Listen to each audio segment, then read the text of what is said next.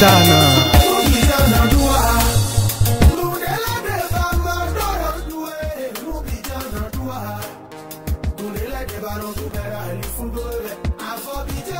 le monde entier, l'Afrique est un continent plein de mystères. Au nombre de ceux-ci figurent les interdits qui font de l'Afrique une particularité. Pour ceux qui réellement connaissent ce qu'on appelle le monde spirituel, doivent craindre certaines choses. Parce que déjà, à partir de 19 h, tous les génies qui sont sur la terre, qui sont dans la forêt, beaucoup reviennent dans la ville. Et tous ceux-là qui sont morts, il y a les réincarnés qui reviennent aussi dans la ville. Les génies de l'eau se lèvent et ils sortent de l'eau pour la ville, pour aller aussi se chercher dans le monde spirituel. Pour la terre, le dieu de la terre qu'on appelle Sakpata, lui aussi c'est un génie, il sort pour aller chercher.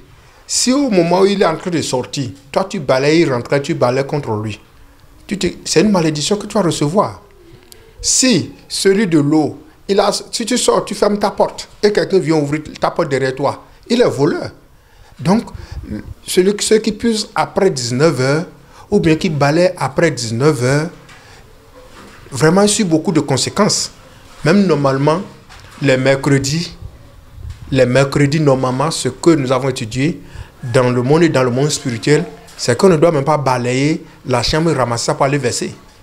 Mercredi, quand tu balayes, tu mets ça de côté et c'est le jeudi matin que tu dois prendre ça pour aller verser. Normalement, c'est comme ça. Donc, il y a beaucoup de ces choses que nous appelons traditionnelles, qui n'est pas traditionnelle, mais qui est la loi de la nature. Par exemple, maintenant, la nuit, tu te lèves pour aller uriner. Mais pour uriner, il faut dire go. Parce qu'il y a des esprits qui sont là. Peut-être qu'ils sont en train de manger. Toi, tu vas uriner dans leur manger spirituellement. Tu ne sais pas. Ces esprits vont te maudire ou bien ils vont te bénir. Ils vont te maudire. Mythe ou réalité, les avis divergent d'une religion à une autre.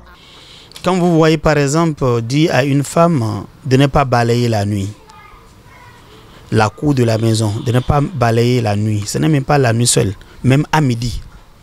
À midi, c'est interdit à une femme de balayer la cour de la maison, mais la chambre, oui.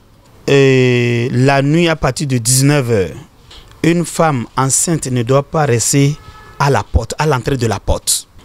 À partir de 23 h, 0 h, une femme en général et une femme enceinte en particulier ne doit pas se laver.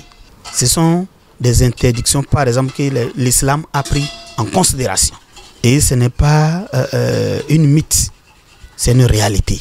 Parce que la nuit, par exemple, il y a les mauvais esprits qui se promènent. Et ces mauvais esprits, il y a d'autres choses, quand tu es en train de le faire, ils participent à la réalisation de la chose.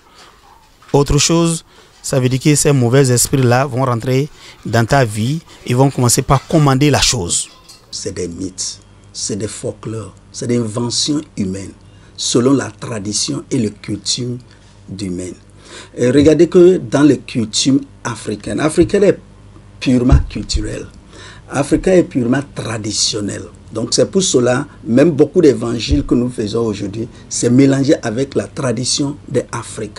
Les interdictions, quand on interdit, une femme ne doit pas balayer, une femme ne doit pas même siffler, qu'on ne doit pas faire telle chose dans la nuit, il faut leur demander pourquoi on te dit que ce n'est pas bon. Maintenant, ils vont inventer quelque chose en disant qu'il y a telle chose, il y a telle chose, il y a telle chose. Mais regardez une ville. De ce village, il y a certains interdits.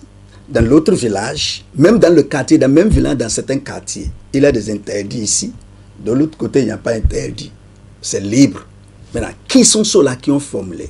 La Bible dit que c'est des vaines. Je vais vous lire ce que la Bible a dit. Dans le 1er Pierre, chapitre 1, verset 18. 1 Pierre, chapitre. La façon de vivre que vous avez reçue de vos ancêtres ne menait à rien. C'est-à-dire que cette interdit tradition, ça ne mène à rien. Parce que, ok, je vais utiliser excusez-moi, j'utilise par exemple Ouida. À Ouida, le serpent, le python est quelque chose d'important pour eux. Quittez Ouida. Le python là n'est qu'à aller dans un autre village, ça devient la viande pour les autres. Tu as vu que ça ne mène à rien. Parce que c'est le même peuple, ce même gens qui fait cela. Donc c'est d'interdit introduit par les pères, les ancêtres. Parce que l'Africain d'origine est traditionnaliste. Et cette affaire de tradition continue. Et ça met les gens dans l'esclavage. C'est pour cela même la Bible dit dans le 2 Corinthiens chapitre 10 que nous renversons des forteresses. Qu'est-ce qu'est les forteresses? Les faux raisonnements. Les raisonnements des traditions. Raisonnements qui empêchent la connaissance de Dieu dans la vie des gens. Parce que la connaissance de Dieu libère. Pour les tradipraticiens, chaque divinité a ses interdits et cela diffère d'une famille à une autre. Et la première des choses fait partie de l'origine de chacun de nous. Puisque nous sommes dans un monde, ou en particulièrement dans ce pays, le Bénin, où chacun a son ethnie. L'exemple, il y a le Goun, le Yoruba, le Idassa, le Bariba, le Pirapila, le Lokpa. Et quand vous allez dans la collective familiale de ces ethnies, et chacun a sa tradition qu'il respecte et chacun a ses interdits. Revenons un peu dans le jargon de nous d'autres qui s'expriment ici.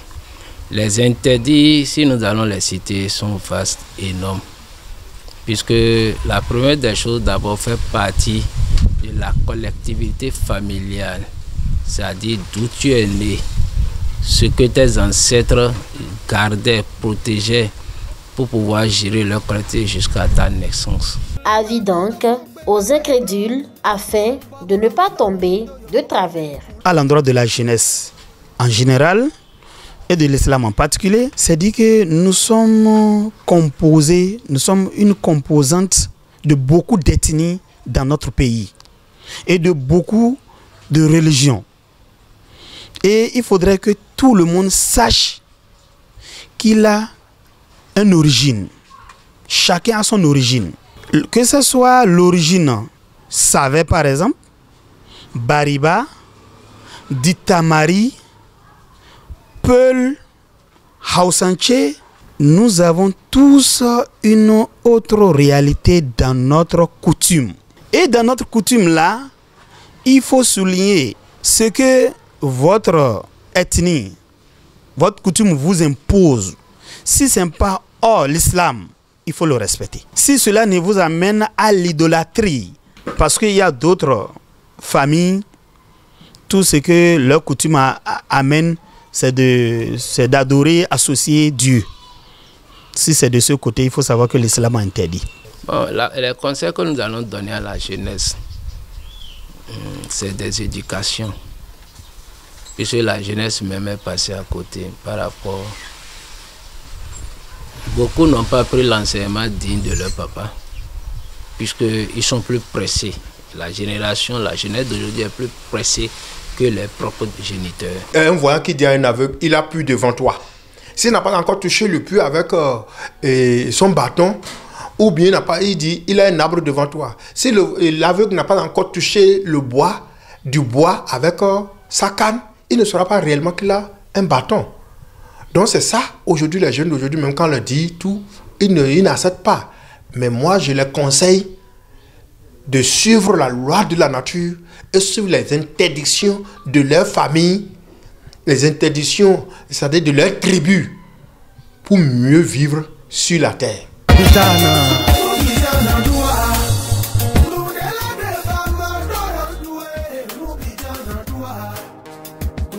Baron,